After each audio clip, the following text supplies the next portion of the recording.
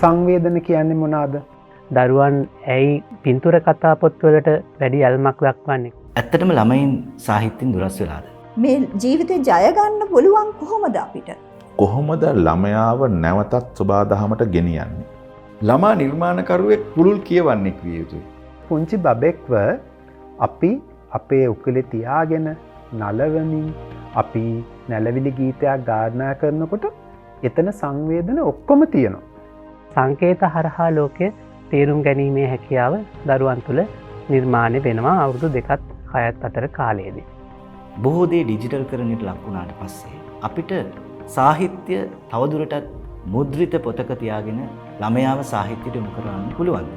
අපිට ගුරුවරු විදිහටත් දෙමව්පියෝ විදිහටත් මූලිකවම අවශ්‍ය වෙන්නේ අපිට පෞරුෂශීලී දරුවෙක් කොයි ආකාරයෙන්ද බිහි කරන්න කියන කාරණය. දරුවා සබාදහමත් සමග තියෙන ගනුදෙනුව අප විසින් හෝ තාක්ෂණය විසින් එක්තරා විදිහකට උදුරගෙන එහෙම නැත්නම් මංකොල්ල කාලා තියෙනවා. ලෝකේ ඊටාම බරපතල සහ ගැඹුරින්ම හැදෑරීම් කළ යුතු සහ ඊටාම පරිස්සමින් ප්‍රවේශ විය යුතු ක්ෂේත්‍රයක් හැටියට තමයි ළමා සාහිත්‍ය ක්ෂේත්‍රය ගණන් ගන්නේ. ළමයි ගාව තියෙන ඊටමත් වැදගත්ම ලක්ෂණයක් තමයි පරිකල්පනය නැත්නම් අපි කියනවා ඉමැජිනේෂන් කියලා. ඒ කියන්නේ අපිට ඇත්තට ඇහැට පේන්නේ නැති දේවල් හිතෙන් දැකීමේ හැකියාවට අපි කියනවා පරිකල්පනය කියලා. මේ පරිකල්පන ලෝකය ඇතුලේ ළමයාට උගන්වනවා තමාගේ පෞරුෂය හදා ගැනීමේදීත් අනාගතයේ ළමයාට පවරා දීමේදීත් කොහොමද අපි ජය සතුට කියන දෙක බෙදාගන්නේ? ජය පරාජය කියන දෙක බෙදාගන්නේ? ඇති නැති කියන දෙක බෙදාගන්නේ? හොඳ නරක කියන එක අවබෝධ කරගන්නේ? ජීවිතය කියන්නේ අඩු වැඩි වශයෙන් මේ හැම දෙයකම එකතුවක්.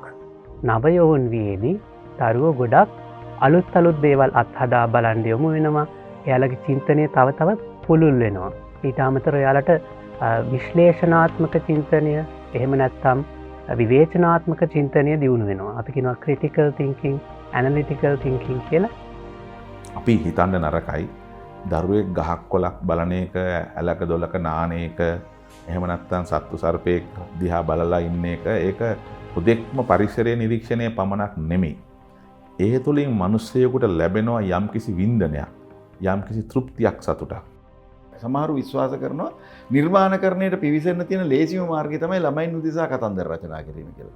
එතකොට ජන කතා හරි නැත්නම් මොනවා හරි Tamanට ගැළපෙන කතාවක් කියලා හිතන දෙයක් නිර්මාණය කරලා ඒකට චිත්‍ර ටිකක් දාලා පොතක් මුද්‍රණය කරලා එළියට දාලා කෙනෙක් හිතනවා මම දැන් ළමා කතාවක් නිර්මාණය කිරීම සඳහා ලේඛකයෙක් හැටියට තහවුරු වුණා කියලා. මේක ඊටාම වැරදි අදහසක්.